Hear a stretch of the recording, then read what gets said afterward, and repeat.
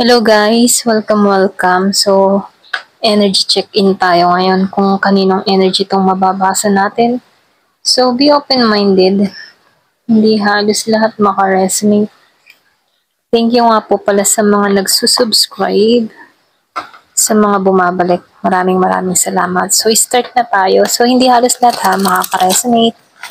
Ayan, piliin nyo lamang yung part nyo na sa mababasa natin. Kasi hindi halos lahat kayo pare-pareho ng kwento. Give me the message. Kaninong energy to? Give me the message. Kanina tong energy.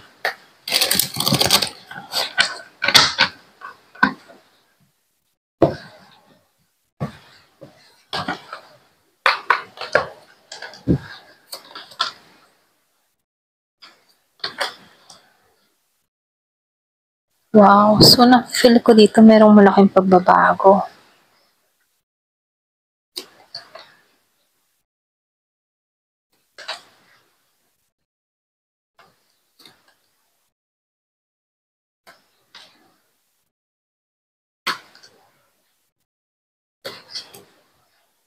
Meron akong nakikitang Taurus, Virgo, Capricorn. Merong Aries, Leo, Sagittarius. Merong Scorpio, Gemini, Libra, Aquarius. Merong Virgo, Taurus, and Capricorn. Scorpio, Cancer, and Pisces, Gemini, Aquarius, and Libra. Halos lahat nandito. So, dito, meron nung nakikitang solar eclipse. Pwede nyo iba sa inyo, meron kang mga pinagdadaanan, okay? Pero kahit ano pa tong pinagdadaanan mo, sinasabihan ka dito na panandalian to, hindi to magtatagal dito, okay?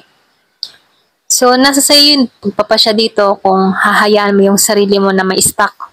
Kumbaga, ikaw yung magdidesisyon dito. So, yung iba naman sa inyo, nakikitaan ko dito, kahit may mga pinagdadaanan ka, meron pa rin mga blessing na darating sa buhay mo. Yun nga lang, yung iba sa inyo, pwedeng hindi sapat, okay? Pwedeng meron ka pang hinahangad, hinahanap, or mas higit pa. Or pwede rin umaasam ka ng mas higit pa. May mga dumarating na blessing, pero sa tingin mo, hindi to sapat, ganun, okay? May kulang, ganyan. So, dito, pwedeng yung iba sa inyo, kaya kinukulang kasi pwedeng marami kang responsibilidad, pwedeng maraming nakaako sa'yo, okay? Or pwede rin ikaw yung tumatayo na ama't ina or ikaw yung breadwinner. So, andun sa'yo yung responsibilidad. So, lumalabas dito, marami kang pasanin, yung iba sa inyo. Pero kahit marami kang pasanin, kinakaya mo. Malakas yung fighting spirit mo, malakas yung faith mo na makakaraos ka din sa sitwasyong kinakaharap mo. Yun nga lang, may time din na dahil sa pagod, nakakaranas ka din ng pagluha.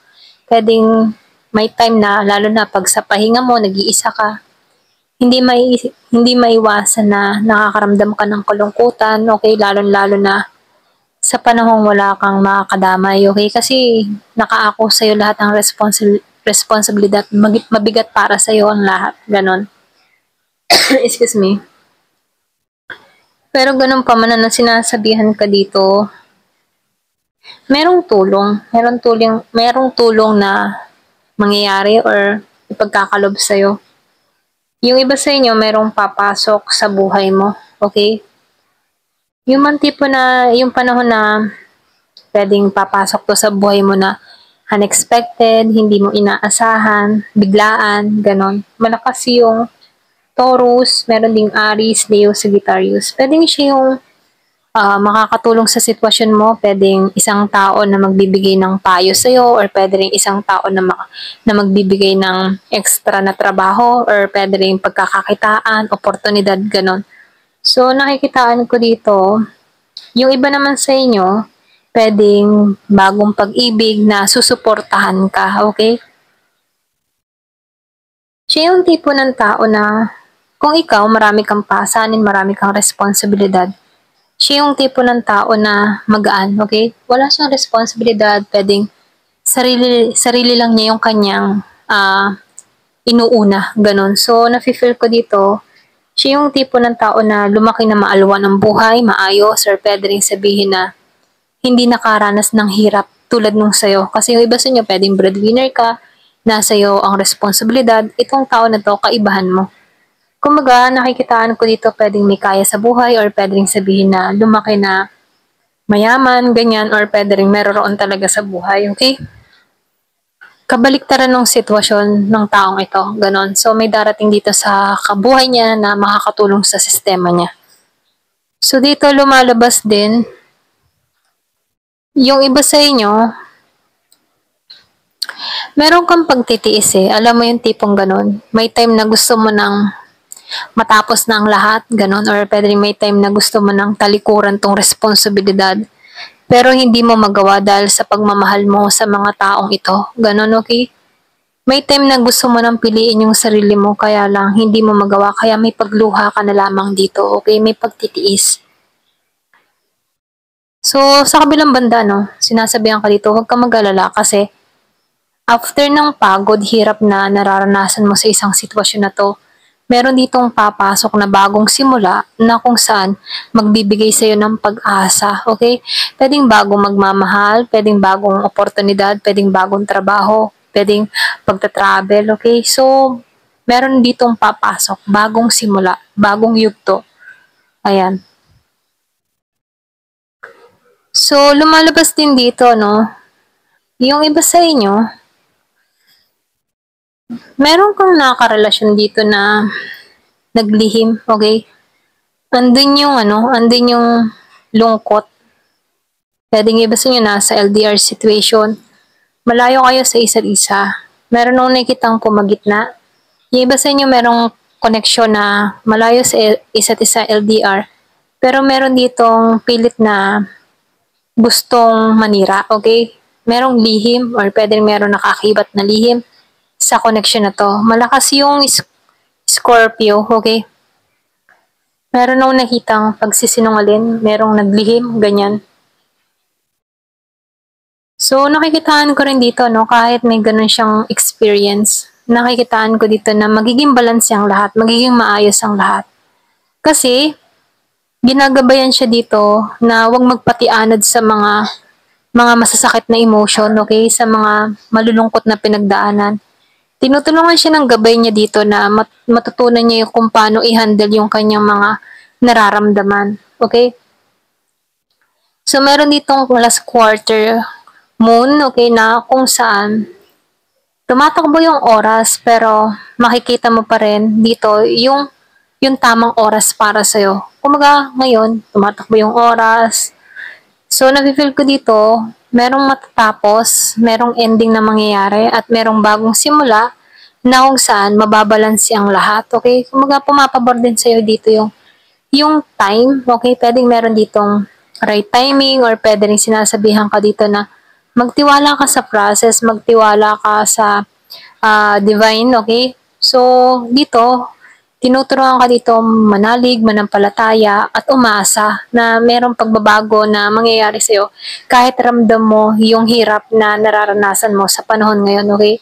So, dito kailangan mo lang i-surrender ang lahat, yung lahat ng mga pinagdadaanan mo, at magtiwala ka sa Kanya, okay? So, tingnan pa natin, So, meron ditong judgment. So, talagang may oras, Kung makikita mo, hawak ang oras. So, nafe-feel ko dito, andito yung pag-uusig, okay? Or pwede rin sabihin, kung ano man yung mga ginawa mo na good, ito na yung time na may babalik sa yung good karma, okay? So, nakikita ko dito paggising. Pwedeng ginigising ka dito na hindi palagi nasa mahirap kang sitwasyon. Darating at darating yung time na iaahon ka dito, okay? Yun nga lang, yung iba sa inyo, nakikitaan ko dito, wala kang idea kasi na may parating pa sa'yo. Pwedeng nakatuon ka lang sa mga mahihirap na pagsubok, sa mga nararanasan mong bigat ngayon. Doon ka nakatuon sa mga hindi, man tipong ramdam mo kasi yung hirap, kaya doon ka nakatuon. Yung parang nawawalan ka ng pag-asa dito na wala nang bagong simula. Pero sinasabihan ka dito Kailangan mo manampalataya, kailangan mong manalig, kailangan mong magtiwala sa divine, okay? Kay God, kay universe, kay Jesus, or kung sino man yung mga pinaniniwalaan mo. So, ito na yung time para magtiwala ka sa process niya na hindi habang panahon andyan ka sa posisyon na umiiyak ka, okay? Pwedeng sinusubo ka dito kung hanggang kailan or hanggang saan yung faith mo. O, lumabas ang Ace of Pentacle. So, nangangahulugan to, no, na yang hirap na pinagdadaanan mo may kapalit na ginhawa sa hinaharap, okay? So, dito, sinasabihan ka dito, kaya mo to, malalampasan mo to, itong mga pagsubok na nararanasan mo, ito yung period na sinusubok ka, pero may matinding kapalit yan na may ginhawang parating sa buhay mo. Pwedeng itong King of Pentacles na parating sa buhay mo, okay? So, pwede ito yung makatulong sa sitwasyon mo kasi lumabas pa rin ng Ace of Pentacles. Ito yung taong magtutulong sa'yo sa sitwasyon or pwede rin ma-encounter mo tong tao na to. Pwedeng ito yung magbigay ng pag-asa sa buhay mo. Ayan, ito lang yung nakikita ko dito, no? Kaya dito, sinasabihan ka dito, huwag ka mawala ng pag-asa, kaya mo yan. So, nakita ko yung 11:11, ano, sa time habang nagre-record ako. So, dito, sinasabihan ka dito, sa panahon ngayon, hindi pa kayo nagkikita ng tao na to, okay? Pwedeng hindi mo pa to na-encounter, hindi mo pa to nakikilala, pwedeng andito ka pa sa stage na marami ka pang kinakaharap na pagsubok, pero pag nalampasan mo to, no, bigla tong darating sa buhay mo. Parating to, hindi mo to kailangang hanapin, biglaan to, darating, hindi mo inaasahan, okay? Para siyang kabute, biglang sisibol, biglang makikilala mo, ayan. Ito lang yung mensahe sa'yo, kaya sinasabihan ka dito, good karma yung parating sa'yo, okay? Ayan. Thank you for watching. Love and peace.